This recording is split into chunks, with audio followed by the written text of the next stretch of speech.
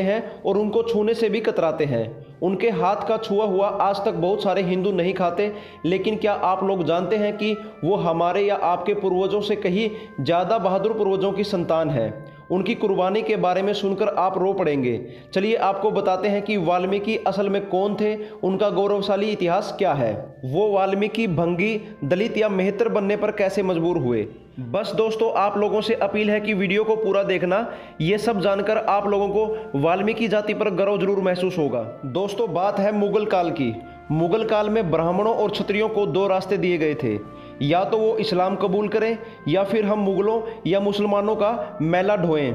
आप किसी भी मुगल काल में चले जाओ, वहाँ पर आपको शौचालय नहीं मिलेगा। हिंदुओं की उन्नत सिंधु घाटी सभ्यता में रहने वाले कमरे से सटा शौचालय मिलता है, लेकिन मुगल बादशाह के किसी भी महल में चले जाओ आपको शौचालय नहीं मिलेगा। सच तो ये था कि मुगलों को शौचालय निर्माण का ज्ञान ही नहीं था। दिल्ली सल्तनत से लेकर सारे मुगल बादशाह पात्र में शौच करते थे, जिन्हें उन ब्राह्मणों और क्षत्रियों से या उनके परिजनों से फेंकवाया जाता था जिन्होंने मरना तो स्वीकार कर लिया लेकिन इस्लाम को नहीं अपनाया था। चलिए आपको बताते हैं कि भंगी नाम किनको और क्यों दिया गया था। जिन ब्राह्मणों और क्षत्रियों ने मैला ढोने की प्रथा को स्वीकार करने के बाद अपने जनेऊ को तोड़ दिया था, यानी अपने संस्कार को भंग कर दिया था, वो भंगी कहलाए। और इनके उपकरणों के कारण तत्कालीन हिंदू समाज ने इनके मैला ढोने की नीच प्रथा को भी महत्तर अर्थात महान और बड़ा करार दिया था, जो बाद में मेहतर कहलाए। इसलिए इनको मेहतर और भंगी नाम दिए गए। भारत में 1000 ईस्वी में केवल 1% ही अछूत जाति थी, लेकिन मुगल काल की समाप्ति होते होते इनकी संख्या 14% हो गई। चलिए आपको एक कड़वा सच बताते हैं कि ब्राह्मणों या क्षत्रियों से लोग वाल्मीकि या दलित कैसे बने, क्या मजबूरी थी उनकी।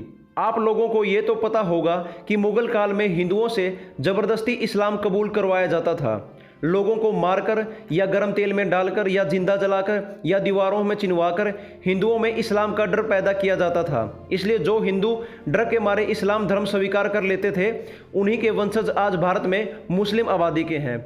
और जिस हिंदू परिवार ने मरना स्वीकार किया, वह पूरा का पूरा परिवार काट डाला गया। और जो हिंदू मैला ढोने की प्रथा को स्वीकार करते चले गए, वो भंगी या मेहतर कहलाए। डॉक्टर सुब्रमण्यन स्वामी लिखते हैं कि अनुसूचित जाति उन्हीं बहादुर ब्राह्मण या क्षत्रियों के वंशज हैं जिन्होंने जाति से बाहर होना स्वीकार किया, लेकिन मुगलों के जबरदस्ती धर्म परिवर्तन को स्वीकार नहीं किया।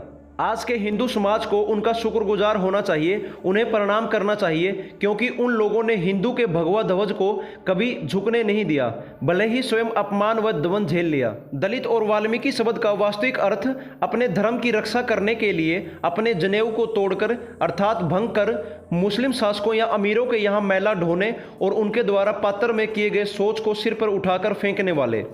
हमारे पूर्वजों ने खुद को अपमान का घूंट पिला लिया, लेकिन अपने धर्म को नहीं छोड़ा।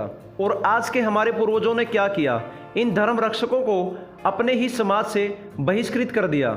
तब से हिंदू धर्म बुराइयों का घर बन गया, जो आज तक जाति प्रथा के रूप में बंटा हुआ है। इसलिए जो लोग अपने आप को जन्म से ऊंची जाति का मानते हैं, वो जरा शर्म करें और अपने उन भाइयों को गले लगाएं जिन्होंने धर्म की रक्षा के लिए अपने जन्म से ब्राह्मण और क्षत्रिय होने का त्याग कर नीच काम करना स्वीकार किया। इसलिए वो वाल्मीकि या दलित कहलाए, लेकिन है तो वो भी ब्राह्मण या क्षत्रिय। इसलिए याद रखो, अगर हिंदू एक नहीं हुए तो तुम्हें नष्ट होने से कोई नहीं बचा सकता। अगर ये लोग भी उस समय इस्लाम को स्वीकार करके मुसलमान बन गए होते, तो आज हमारे देश में मुसलमान ज़्यादा होते और हिंदू कम, और आज भी भारत पर इस्लाम का शासन होता।